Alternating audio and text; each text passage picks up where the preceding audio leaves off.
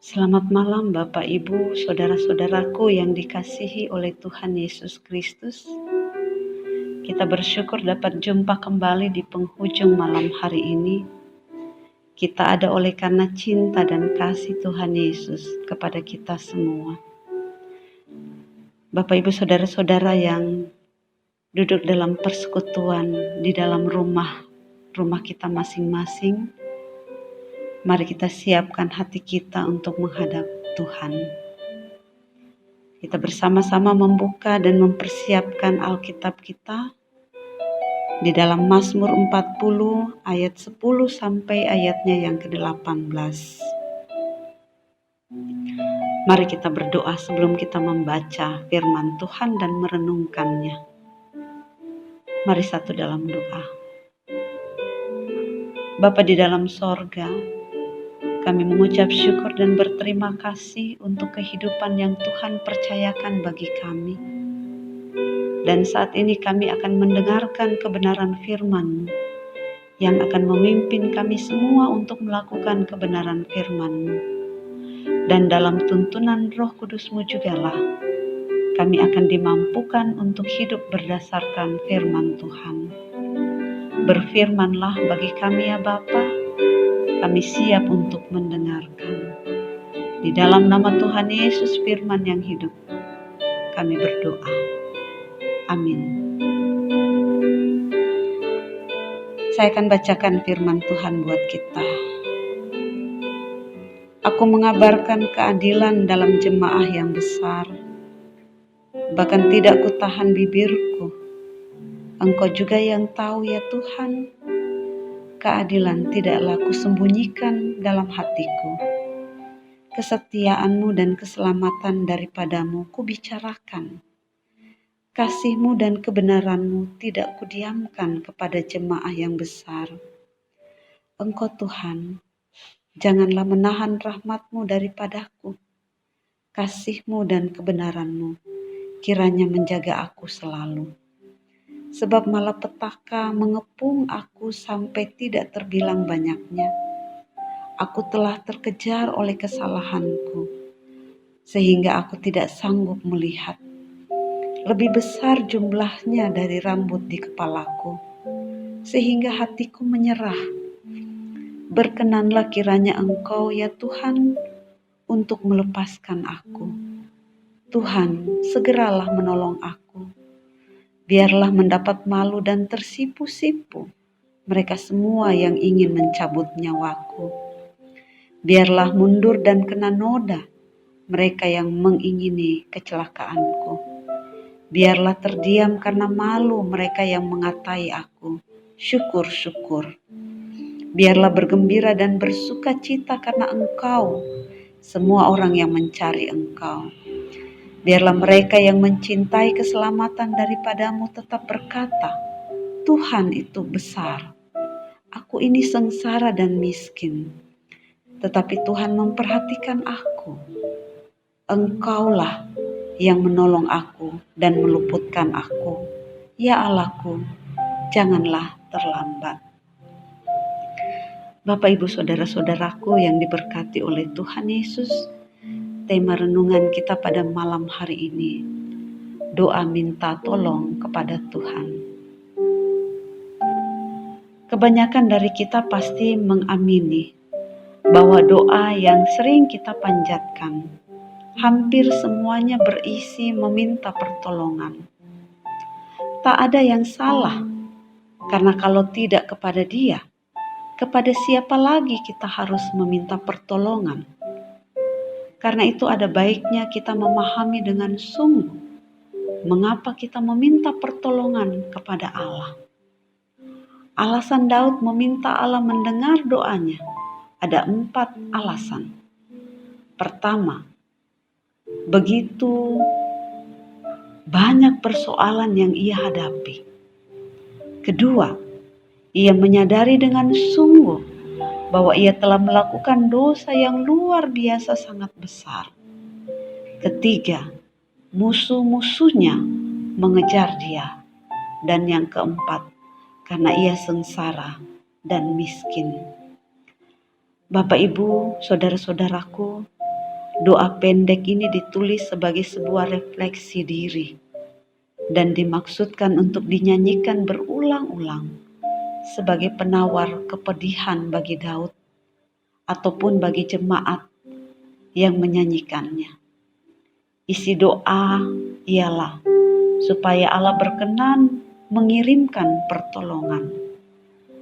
Mazmur ini digolongkan sebagai salah satu dari mazmur ratapan karena memiliki unsur seruan meminta pertolongan Allah.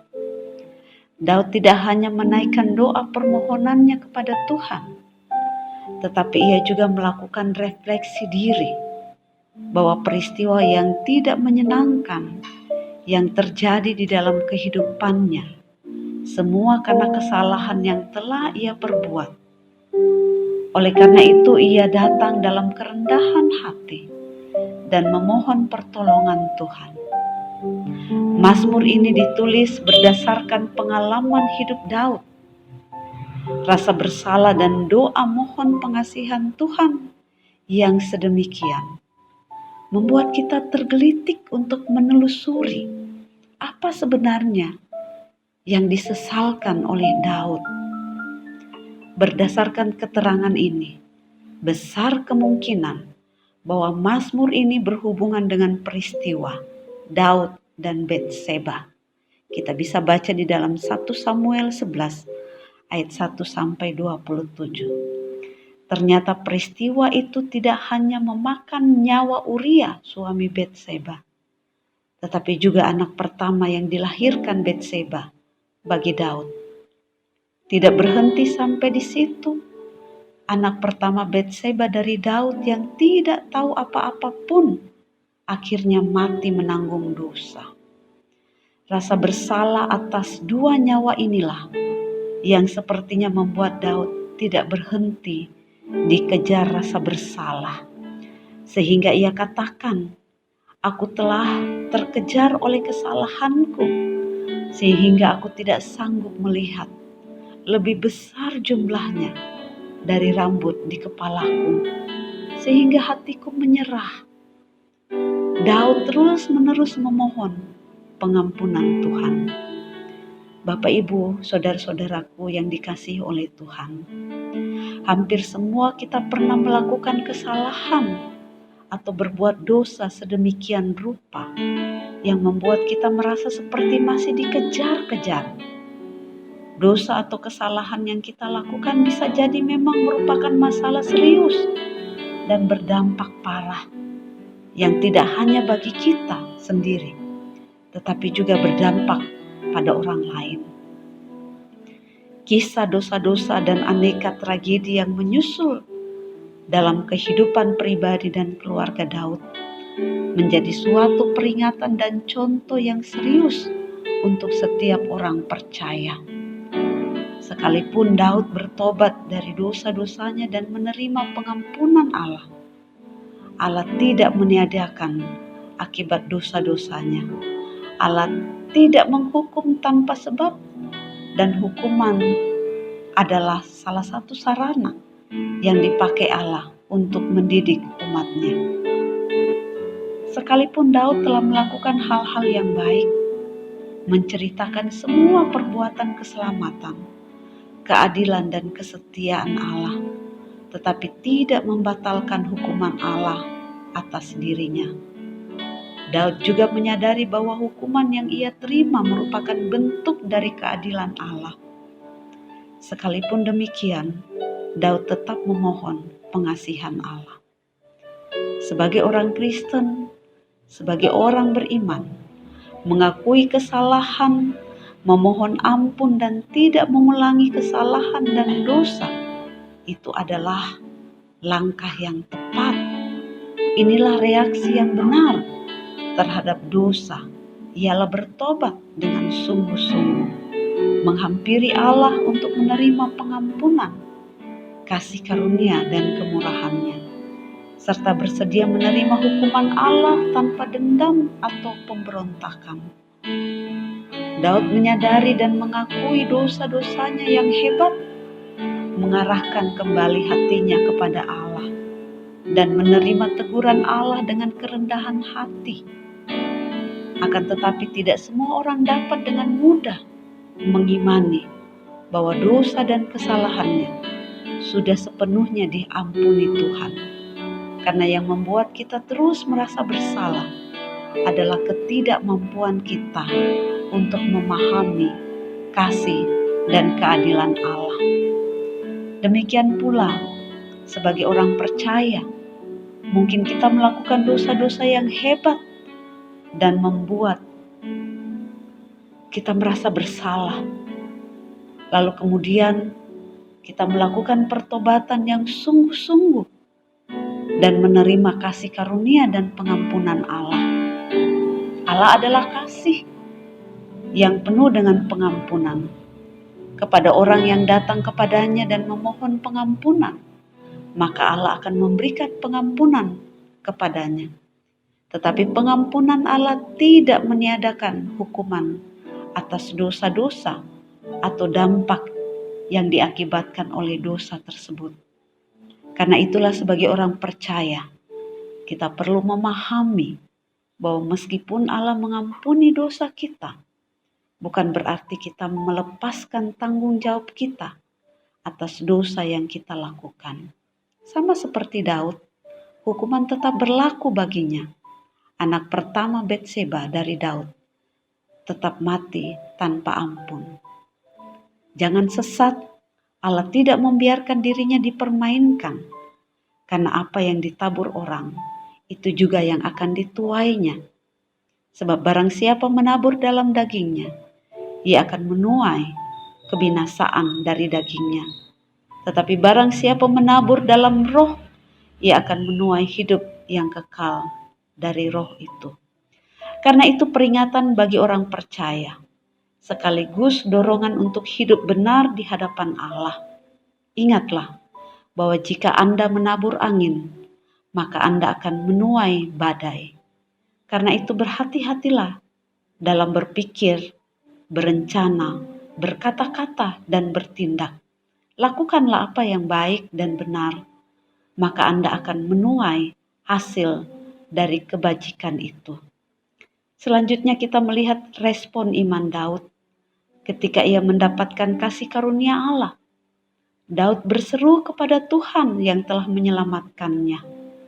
Allah mengangkatnya dari lubang kebinasaan dan lumpur rawa, lalu menempatkan kakinya di atas bukit batu. Ia memberikan nyanyian baru dalam mulutku, kata Daud, untuk memuji Allah kita. Ia tuangkan dalam rasa syukur. Ia bergembira dan bersuka cita karena Tuhan.